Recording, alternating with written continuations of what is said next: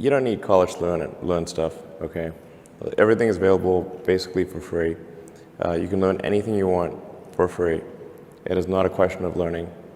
There is a value that colleges have, which is like, seeing whether can somebody work hard at something, including a bunch of sort of annoying homework assignments, and still do their homework assignments and kind of soldier through and get it done. That's like the main value of college. And then also, if you probably want to hang around with a bunch of people your own age for a while instead of going right into the workforce. So I think colleges are basically for fun and to prove you can do your chores, but they're not for learning. But there is a requirement of evidence of exceptional ability. Like you just can't, if you're trying to do something exceptional, they must have evidence of exceptional ability. I don't consider going to college evidence of exceptional ability. In fact, ideally you dropped out and did something. I mean, obviously, we look at Gates is a pretty smart guy, he dropped out. Jobs, pretty smart, he dropped out. Larry Ellison, smart guy, he dropped out. I'm like, obviously not needed. Generally, you want education to be as close to a video game as possible, like a good video game. You do not need to tell your kid to play video games. They will play video games on autopilot all day. So if you can make it interactive and engaging, then you can make education far more compelling and far easier to do. So you really want to disconnect the whole grade level thing from the subjects. Allow people to progress at the fastest pace that they can or are interested in each subject. It seems like a really obvious thing.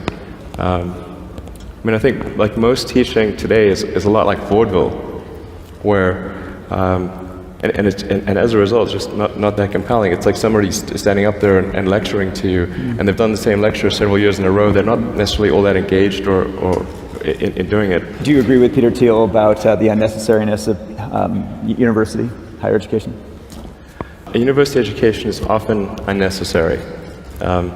That's not to say it's unnecessary for all people, but I think you probably learn about as much, or the vast majority of what you're going to learn there in the first 2 years, and most of it is from your classmates.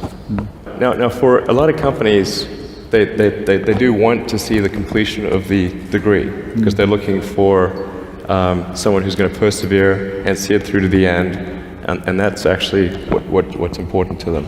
So it really depends on what somebody's goal is. If the goal is to start a company, I would say no point in finishing college. So I think that's how it should be, and it shouldn't be that you've got these grades where people move in lockstep, and so everyone goes through, goes normally, we'll go through English, math, science, and so forth from 5th grade to 6th grade to 7th grade, like it's an assembly line.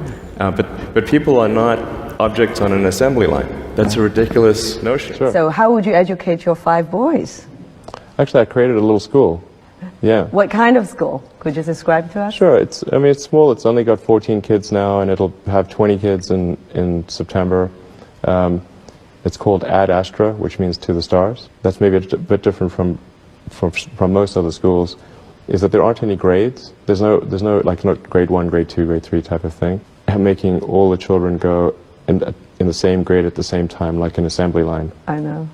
Because some people love English or languages, some people love math, some people love music, and they have different abilities at different times. It makes more sense to cater the education to match their aptitudes and abilities. So I think that's one principle. Another is that it's important to teach problem solving, or teach to the problem, not to the tools. So this would be like, let's say you're trying to teach people about how engines work, or you could start by a more traditional approach would be to say, well, we're going to teach you all about screwdrivers and wrenches, and you're going to have a course on screwdrivers, a course on wrenches, and all these things. And this is a very difficult way to do it. A much better way would be like, here's the engine. Now let's take it apart. How are we going to take it apart? Oh, you need a screwdriver. That's what the screwdriver is for. You need a wrench. That's what the wrench is for.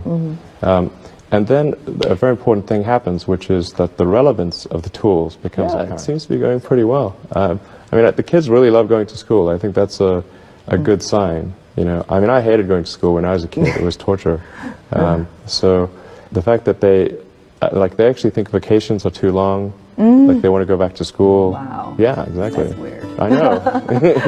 You know, if you think of like what is education, like you're basically downloading data and algorithms into your brain, and it's actually amazingly bad in conventional education, because like it shouldn't be like this huge chore. Like the more you can gamify the process of learning, the better. Like, and I think unfortunately, like a lot of education is very vaudevillian. You've got you know, someone standing up there kind of lecturing at people, and they've done the same lecture 20 years in a row, and they're not very excited about it. And that lack of enthusiasm, you know, is conveyed to the students. They're not very excited about it. They don't know why they're there. Like, why are we learning this stuff? We don't even know why. In fact, I think a lot of things people learn, probably there's no point in learning them, because they never use them in the future.